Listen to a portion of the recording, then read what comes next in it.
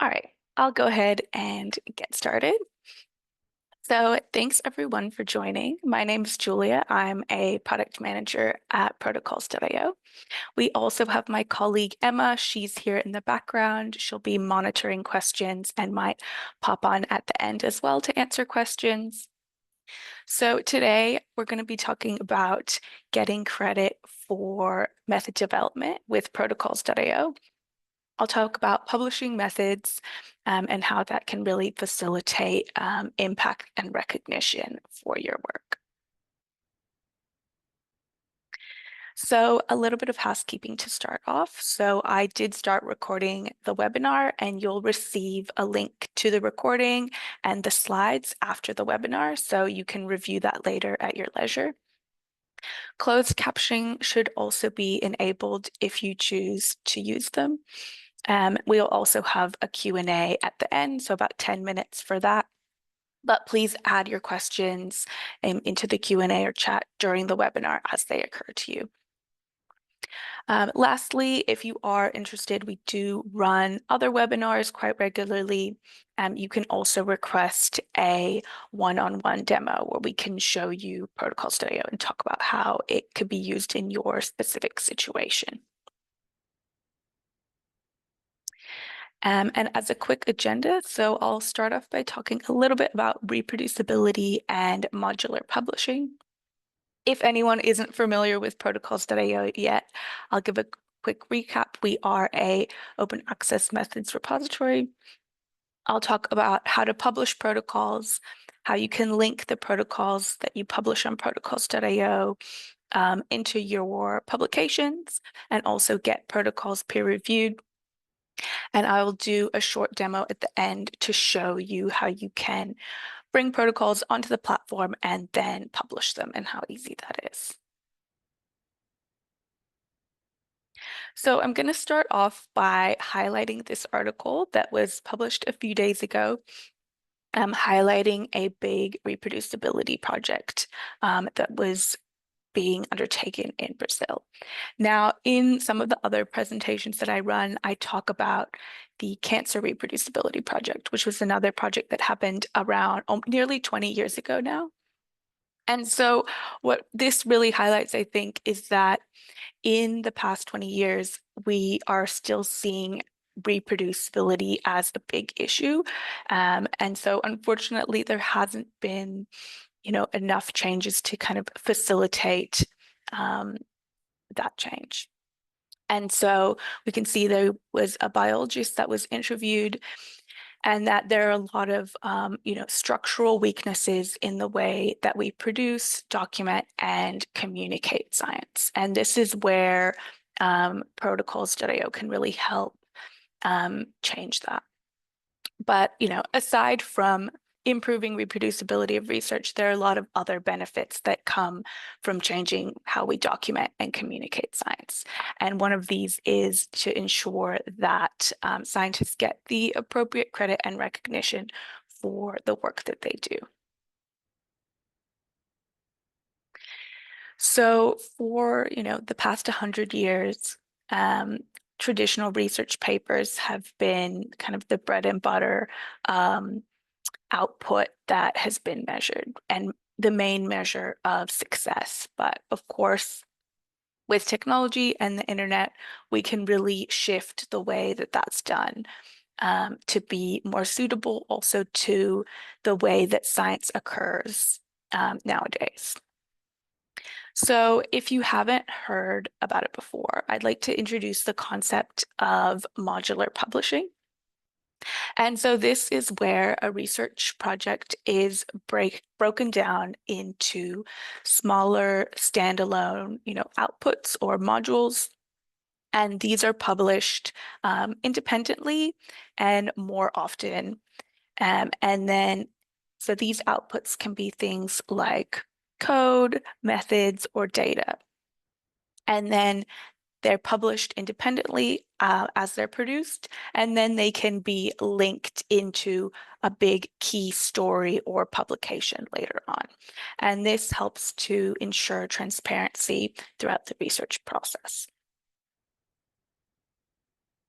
So this is a nice example. This is a Nature Communications paper, and I've shown the data availability section here. So we can see that they've deposited their expression constructs onto AdGene, their protocols onto protocols.io, and their molecular structure onto the protein data bank. So all of those different pieces of information are in appropriate repositories that are built for sharing that type of information. And also the people that are responsible for those specific outputs can get the appropriate credit. And so if we look at this same paper, we can see there the author lists of the paper and the author lists of the protocol that was linked within that paper. And so Kelsey Ramirez, she's fourth author on the paper, but she's first author on the protocol. So if you are the primary developer of a protocol, you can have a first author research output that can be listed on your CV, and you can also track the metrics of that specific output, which can sometimes be different from papers as well. And so publishing your methods in a repository really aligns with a lot of policy recommendations that are coming out. So I'm showing here an excerpt from the UNESCO recommendation on open science. And it says that scientific outputs related to publications, so things like workflows and protocols, should be deposited in a suitable repository. And this ensures that you get a DOI for that piece of work. Other people can link to it, and you get credit. And it's also a lot more smooth than putting into things like the journal supplementary information. So that leads me into talking about protocols.io. And so protocols.io is a open access repository for publishing scientific protocols. So we have over 22,000 public protocols on the platform. And then the other side of protocols.io is also a private collaboration tool. So while you're developing and optimizing those protocols during your research, we can provide a private space to collaborate on developing them. And then it's very easy to, when you do choose to make it publish, click publish, get a DOI, and you can put those protocols into your research, link to those protocols into your research papers as well. And I'll talk about that a little bit more later.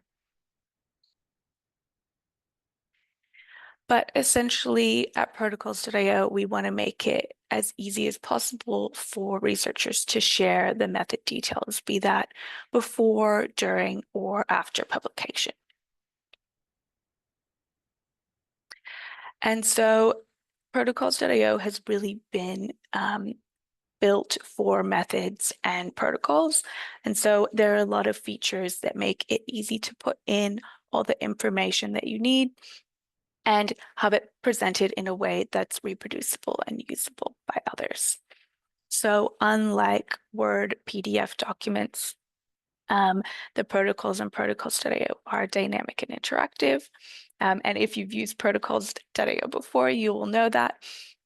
And so we can see that there's things like versioning, forking, commenting on the protocols. You can add in images and videos.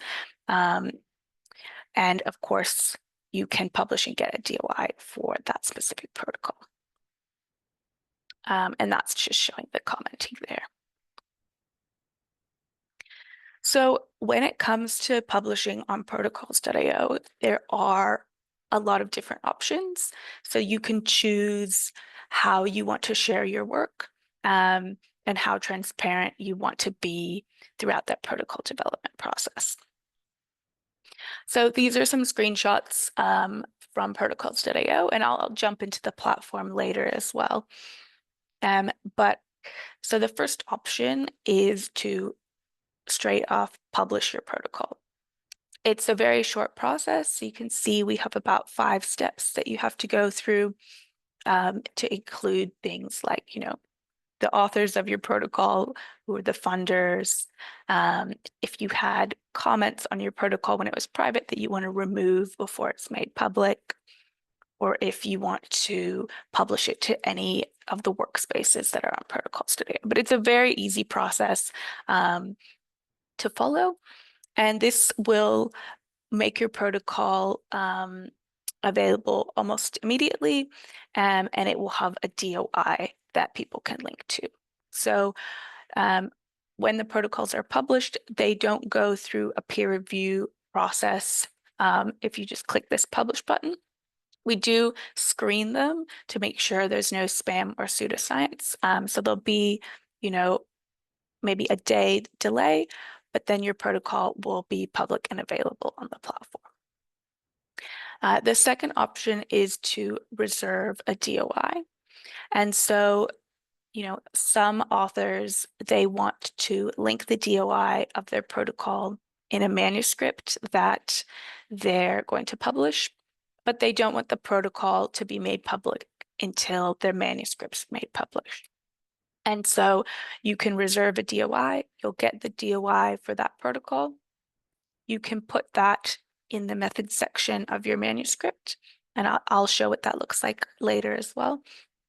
And then when your manuscript is published, we'll detect that and your protocol will be published as well. Some researchers, developing protocols takes a really long time. So some researchers want to share their protocols while they're still kind of in that development stage. And so in that case, you can post a draft of your protocol. And this is making a preliminary version public. It won't have a DOI because it's a draft, but people can still see it and it's publicly available. So you can also sign a protocol, but that's available only on for premium subscriptions, and it's more about making your protocol uneditable without making it public. So if people are using protocols.io to manage them privately within their groups. And then lastly, we also have a few different peer review options if you are interested in getting your protocols peer reviewed. And so if you open up the peer review dropdown, you'll see we have partnerships with about 7 different journals, and that list is growing as well. And so they offer the option where if you can create your protocol on protocols.io and then also publish a peer-reviewed methods or protocols paper, and they will, peer review that paper and peer review your protocol alongside it. If you do go through that process, your protocol on protocols.io will get a peer review badge so that when other people come across the protocol on the platform, they'll know that it's been peer reviewed, unlike the other protocols on the platform. So my colleague, Gabriel Gask, he's head of outreach at protocols.io, and he interviews researchers who have gone through that process and gotten their protocols peer reviewed. So I'd really recommend checking out some of those interviews. They're quite interesting. And these are some quotes from a couple of researchers. So, publishing things like protocols and getting them peer reviewed can be really great for your career. So Monica, she's more established from her career, but she said she came from a small country in Latin America, and she published a COVID-19 protocol, and she's made it famous in her country. And then we have Jacopo Sarasoni. He was a postdoc a little bit earlier in his career, and he published on protocols.io and had a peer-reviewed paper alongside it. And that was his first ever authored paper and solo peer-reviewed paper as well. So that was really, really nice for him. And so this is an example of what it would look like if you're linking your protocol from protocols.io into a research paper. Of course, you can do it however you choose, but it can be as simple as saying the protocol described in this article is published on protocols.io, and you put the DOI to that protocol. And that would be the entire materials and methods section, potentially. And then people can come to protocols.io and see that protocol in full detail and in a lot more detail than what might potentially be possible in a standard method section of a publication. And so this is, again, Jacopo's protocol that was published in +1 lab protocol. So this is a article type, and they actually require concurrent publishing of your protocol on protocols.io if you do want to publish in their lab protocol journal. I have another example as well from BMC Methods.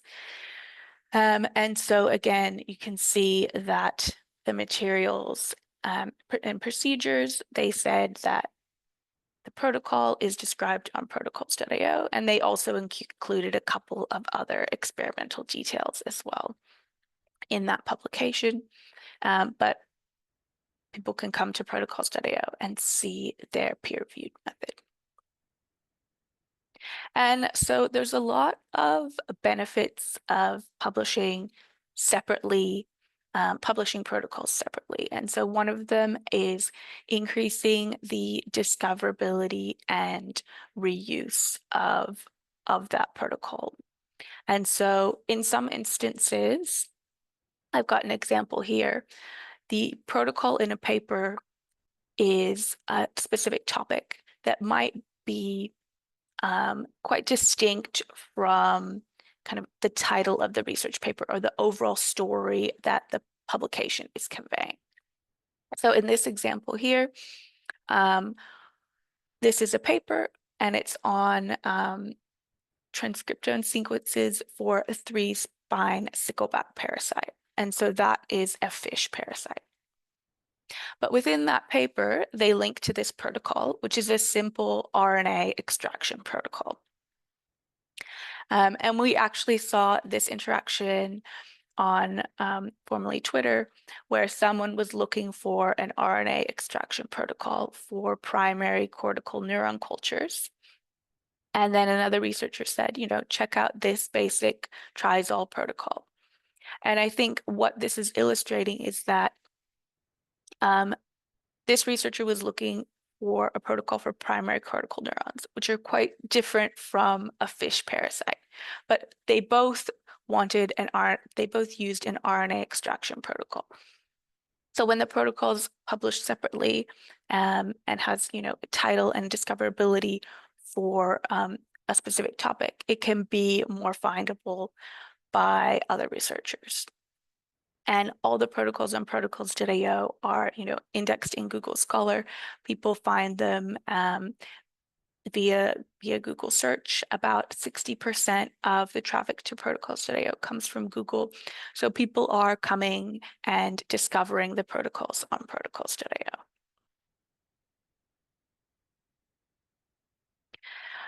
Another benefit of publishing the protocols as a separate research output is being able to track the metrics of that protocol. So I touched on that a little bit earlier, but on protocols.io, for every protocol that's published, we have a metrics tab, and you can come to that and see what kind of the views and reuse of your protocol looks like.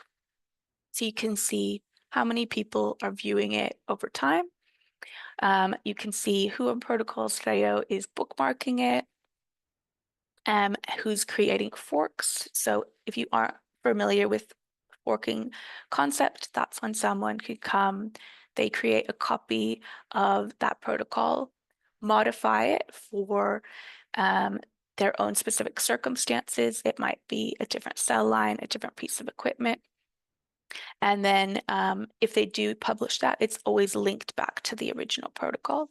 So that it's a nice way to show that people are actually reusing your work and adapting it for their own situations. And lots of other metrics as well, citations. But what I do want to highlight as well is that the protocol metrics can often be quite different from the paper metrics. So this specific example, we can see, I've taken a little snip here. The paper had about 40,000 accesses, but the protocol is being reused quite a lot, and it had over 100,000 views.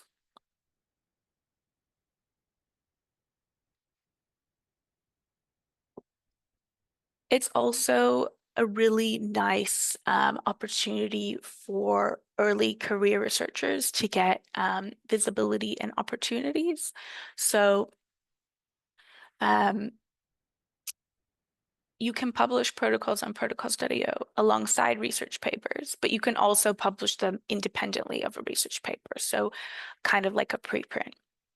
And so if, a postdoc or PhD student, they've done a lot of work in protocol development, but it's, they don't have enough data yet in terms of results to get a story around a publication. They can still publish their protocol, have that be made public, have the metrics and impact that that protocol is generating. And then when they're ready, they can link it and publish it to a research paper with results down the line.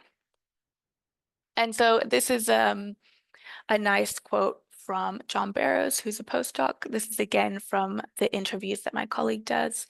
And because he, published a protocol, he was able to establish himself as someone with expertise on a specific technique. And so because of that, he was tapped as a reviewer for publications. He also said that he thinks it looks really nice on his CV. And again, this is another example. If you are publishing on protocols.io, again, people are finding those protocols. It can connect you with other researchers. So this is Professor Luciano, and he said that about 80% of his recent collaborations were as a direct result of sharing protocols publicly on protocols.io. So again, there is a lot of visibility that comes from sharing on protocols.io.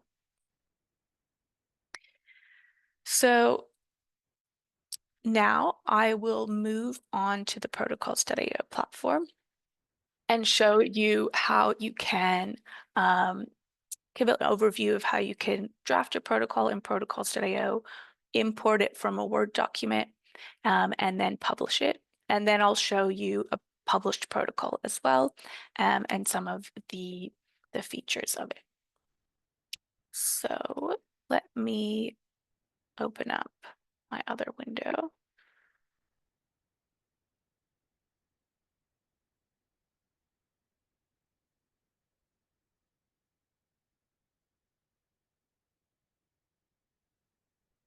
Okay.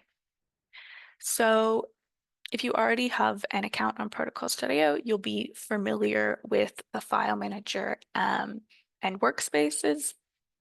So when you come into your workspace, you can create a new protocol file.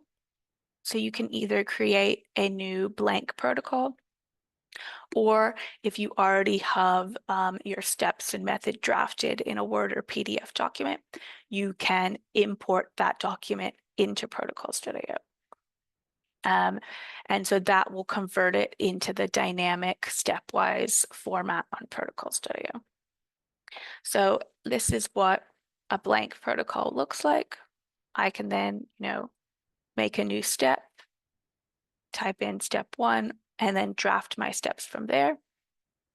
Alternatively, I can then import this document and it will import those steps for me.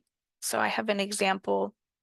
This was a Word document, and this is the corresponding protocol that was imported using our AI importer.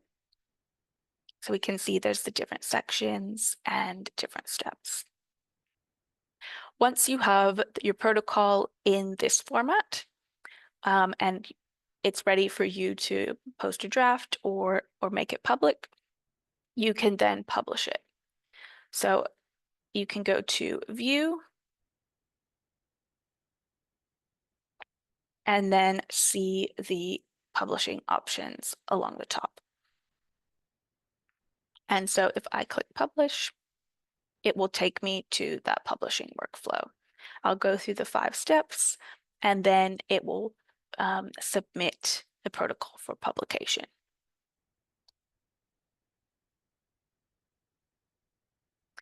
And then when the protocol is published, it will look like something like this. And so people can come, they can view that protocol, they can link to the DOI, and they can also come in and comment on that protocol. And so we can see here, people can comment on individual steps, make suggestions, ask questions, really open a dialogue.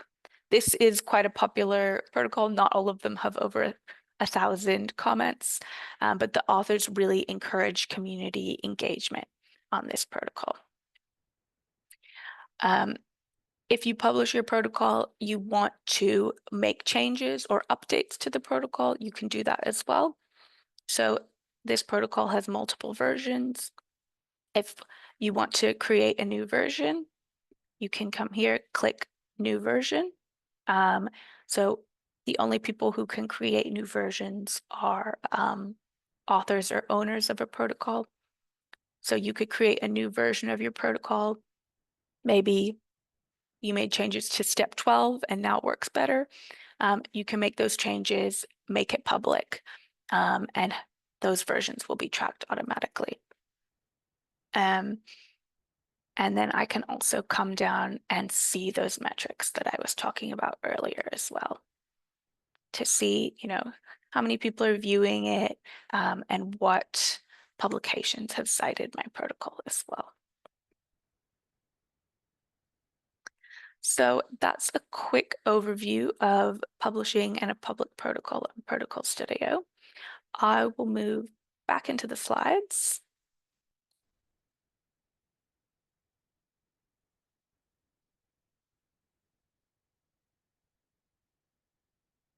to finish off. Yeah, so to finish off, I'll talk about the few organizations that really are encouraging the use of Protocols.io. So aside from the publishers that offer peer review of protocols, there are lots of other publishers as well who recommend that you use Protocols.io, and they recommend that in their manuscript submission process. And so those are some examples there. We're also seeing as well that some funders require or recommend Protocols.io in their grant guidelines and policies. And so that can be a part of data sharing. And we hear from a lot of researchers as well that grant funders really positively view sharing protocols on Protocols.io. We also have an example. So there's ASAP Parkinson's, they're a funder, and they require that if you are receiving their funding, that your methods are published on Protocols.io. And then these are some examples of universities and institutions that use Protocols.io. And those institutions have, private and public Protocols.io to help make it easier, make methods sharing easier for researchers. So to finish off, I can obviously only cover so much today, but if you do need help using Protocols.io or want to learn more, we have a lot of resources available. So I would recommend if you want, having trouble doing something to visit our help center. We also have 1 to 2 minute video tutorials that you can look at. If you do have any questions, you'll see a little question mark in the bottom of the file manager, and I think it's on other pages now as well. And you can submit your query or feedback, and the team's really good. They can get back to you quite quickly. We run other webinars just like this one about 3 times a month across time zones. So the other topics are, an introduction to protocols.io that goes a little bit more in depth into the functionality, as well as an advanced webinar. It's called Tips and Tricks, and those are a lot of the more advanced features of protocols.io. If you don't want to wait for the upcoming webinars, you can watch the past ones. They're all on YouTube. And as I mentioned earlier as well, if you want more personal help, you can book a one-on-one demo. And if you're in Europe, that will probably be with me or Emma as well. And if you were interested in us presenting a webinar for your group or university, we can arrange that as well. So thanks very much for listening. We have, I think, about 15 minutes for questions if people have them. But before we start questions, I will ask, I have a QR code and link here for our webinar feedback survey. And I think Emma will put the link to that feedback survey in the chat as well. We'd really appreciate it. It's just a few questions, multiple choice. If you go in and fill it out, that really helps us to ensure that these presentations are as good as possible for you. So thanks very much. The floor is open for questions.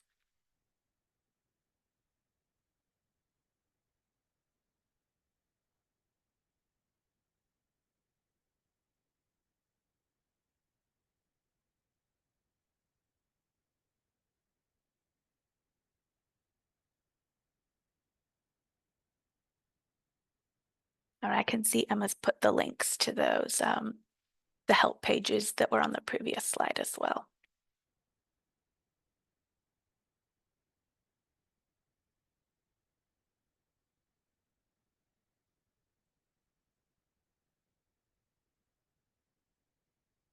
I can stop recording as well if anyone doesn't want to ask their questions during the recording process. I might go ahead and do that now.